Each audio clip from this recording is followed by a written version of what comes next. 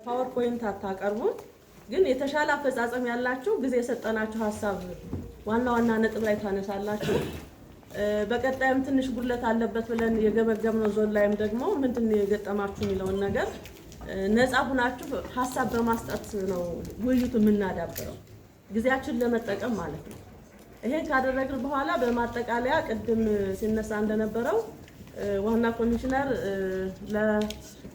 ወቅታዊ ስራ ተግባር መስክ ናቸው። ነገር ግን ለዚህ መድረክም አሁን 4 ሰዓት ላይ ይደርሳሉ ብለን እንጠብቃለን። እያንዳንዱን እሳቸው ሲመጡ ደግሞ ተጨማሪ ሐሳብ ካለን እንቀጥላለን ማለት ነው። ነገር ግን ነፃ ሆነን የሚቀርበው 9 ወር ሪፖርታችን ላይ እያንዳንዱ ዞን ምንድነው የጎደለን፣ ምንድነው የተሻለ ስራ የተሰራው፣ እኔ ከማን ምን እማራለሁ የሚለውን ነገር ሐሳብ አንስተን ከረጅም ርቀት ቦታ ሁሉም የመጣችሁት ሰሜን ሸዋ እንግዲህ ከዩኒየን ራሱ መተማ በጣም ሰሜን ወሎ ደቡብ ወሎ አጠቃላይ ማለት ነው። ምናልባት የቀሩ መሃል ላይ ያሉ በጣም ቅርብ ያሉ ሰዎች ናቸው የቀሩት ባህር ዳርና አዊ ምናልባት ጎንደር ከተማና ማከላይ ጎንደር በፕሌን ስለሚመጡ ጆይን ሊያደርጉን የሚችሉበት እድል ይኖራል ብዬ አስባለሁ። ዞሮ ግን እናንተ በሚነሳ ሐሳብ ላይ በደንብ መነጋገር ያስፈልገናል።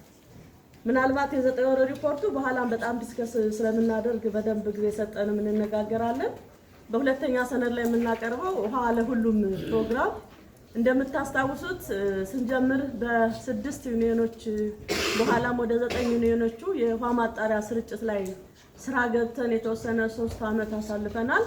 አሁን ደግሞ የስትራቴጂክ የ5 ዓመት እቅድ ተነድፎለት ፕሮጀክት ሆኖ በራሱ ስራ ተሰርቶ ለአርሶ አደሮቻችን የህይወታቸው ምንጭ የሆነውን ውሃ በተጣራ መንገድ በመጠጣት ውሃ መጠጥ ስንጠቀም 85% በላይ የሆነውን በሽታ መከላከል ይቻላል ይላል ሳይንሱ ማለት ነው። በአብዛኛው በውሃ መበከል ስለሆነ የምንጎዳው። ስለዚህ እኛ ደግሞ ዩኒየኖቻችን በዚህ መንገድ ላይ ኃላፊነት ወስዳቸው በቀጣይም በበለጠ መስፋት አለበት በሚል የፕሮጀክቱ 2 ሙያተኞች ተቀጥረዋል በኮሚሽን ደረጃ ላይ።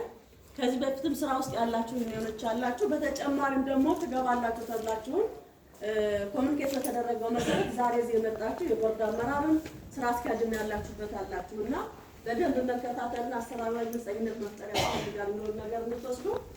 የአጠራራችን እንዳትወዛገቡ ምዕራብ አማራ የፕሌን ጥያቄ የሌለበት አካባቢ ላይ ኃላፊና አንድ ሪፎርም ስራ ማጠቃለያ ኃላፊ ሊወክሉ የሚችል ሰው 2 ሰው ይጣል ጥሪያችን ምዕራብ አማራ ላይ ግልጽ እንድትሆኑ ማለት ነው።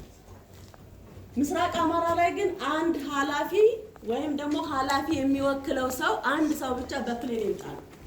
ከዚህ ውጭ የመጣ ሰው ካለ ወጡን ሸር የሚያደርግ ራሱ በደንብም ነው በዋና ኮሚሽነር በጋራ ቻናል ሁላችሁም ስላያችሁት ብዬ ነው።